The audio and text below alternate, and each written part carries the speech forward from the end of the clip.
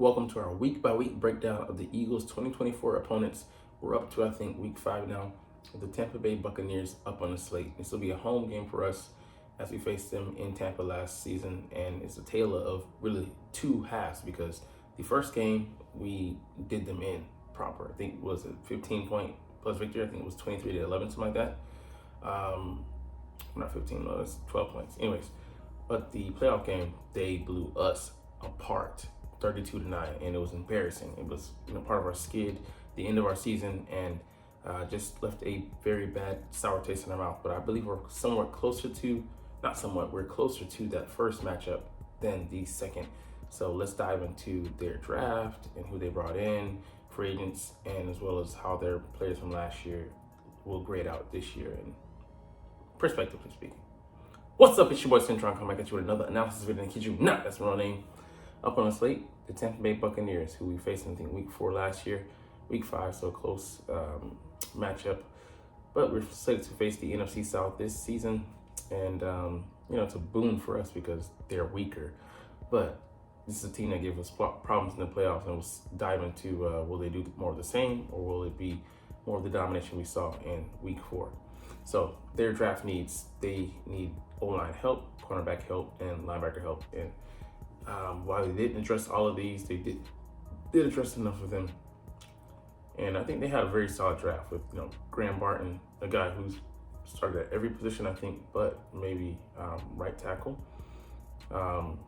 He played center at Duke, left guard, left tackle. Might have been right guard, the only position he didn't play. It was only one offensive line position, but if you played tackle, center, and guard, you pretty much played them all. A very versatile guy.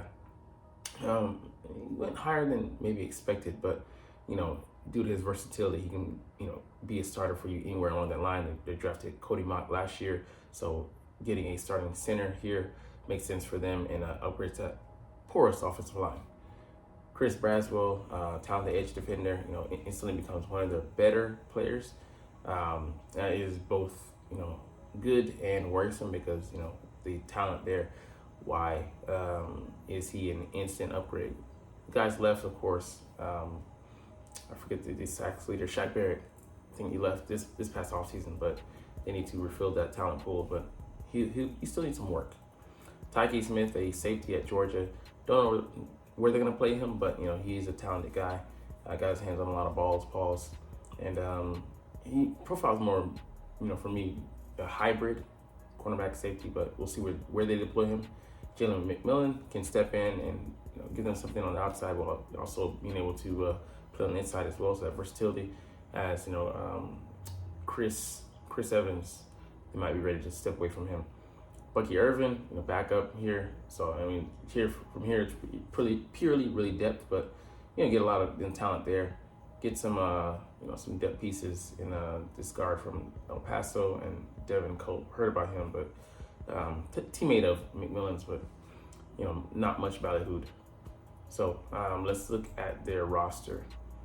So quarterback, running the back with Baker Mayfield. He had the best season of his career. I think he had a 28-10 pass touchdown to interception ratio. Yeah, he wasn't expected to do that well. We'll see if he can have a consecutively good season because he hasn't had those in the league. He's been very up and down.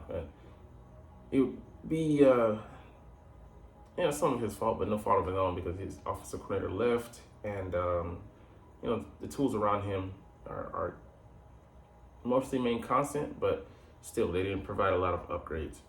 Rashad White, a decently talented back, more of he's versatile. He can catch the ball at the backfield, but he's not like he doesn't pop. And he was supposed to have a breakout season last year. He had a decent one, but I think they could still use an upgrade there. Mike Evans, Hall of Fame career, has had 1,000 yards receiving every season he's played. I forget which record it is, but it might be a record to start a career. But he's just a baller. He showed last year he can still play at a high level. That's why he got a contract extension, I think 2 or 3 years. But they made sure he was highly compensated.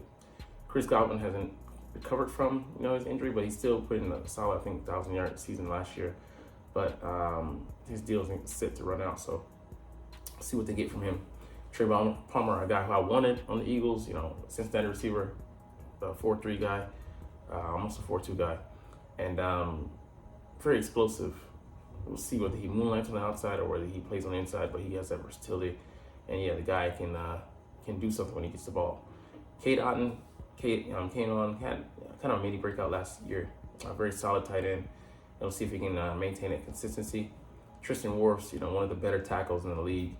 I think he switched from the right side to the left side a season or two ago, and continued to stellar play. So, but other than him, these guys, he grades out pretty poorly. Cody Mauch was one of the last ranked guards in the league. Luke Goedick, I think former Jaguar as well, not a good blocker. And Graham Barton, he's a rookie, so you don't know what he's going to get from him. And he's handling the pivotal center position. So they're talented on offense, but at the same time, the O-line can't hold up.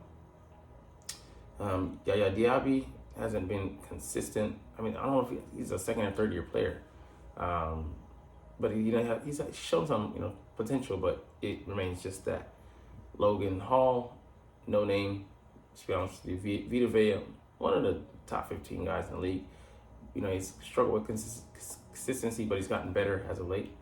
Kalijah Kancey was injured last year. He lived up to his draft stats, and he was number 17th overall. So, there's still a lot of time for this young man to go out there and prove it, but be a critical season for him to see if he makes that jump. Chris Braswell, we talked about him. Can't really count on these guys, super hard unless they're highly rated coming in. I think he'll be solid by the end of the season, but who knows with a rookie. Vontae David still holding down a position, I think year 12 or 13. So the guy's super vet, and he's not listed here, but KJ Britt, he replaced our new guy, Devin White, and kind of outplayed him down the stretch. But we'll see how much of the field he sees, because they believe in a lot of their front seven and switching in some of those guys, edge defenders. So we'll see what they try to get on the field by way of personnel. But they believe in Zion McCullum, so they switched out him for, I forget his name, the other corner they sent to the Lions by way of trade. And Jamel Dean, a solid corner though. I think he had dealt with some injuries last year. I don't know if we played him because he was out.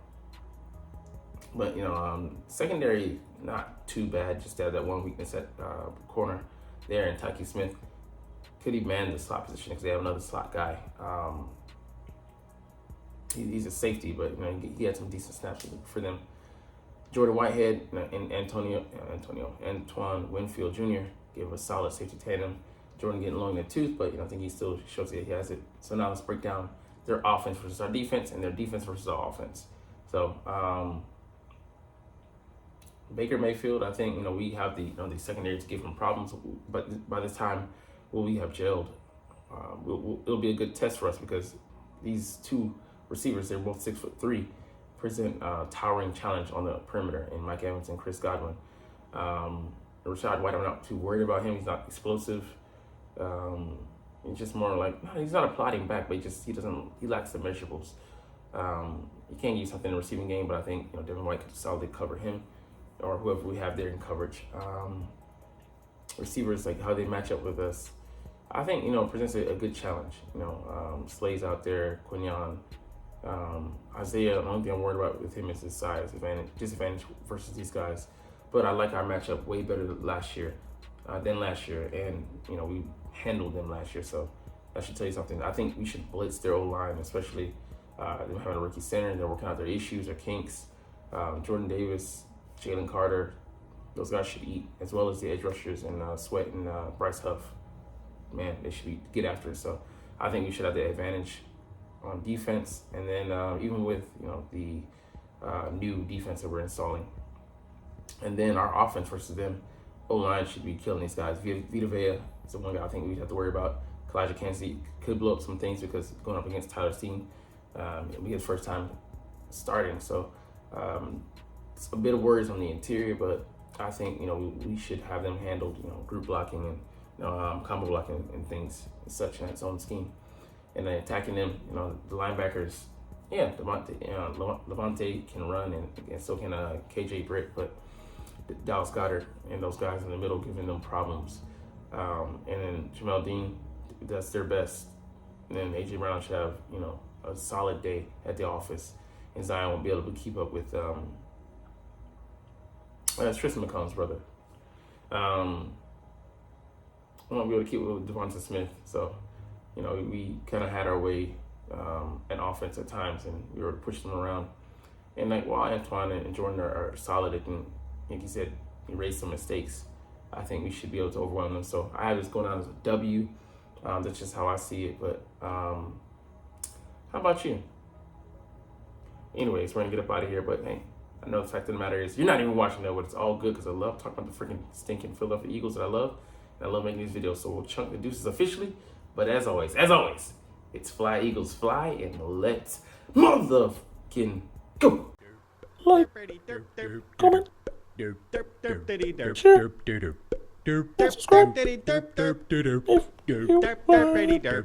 Thanks for watching.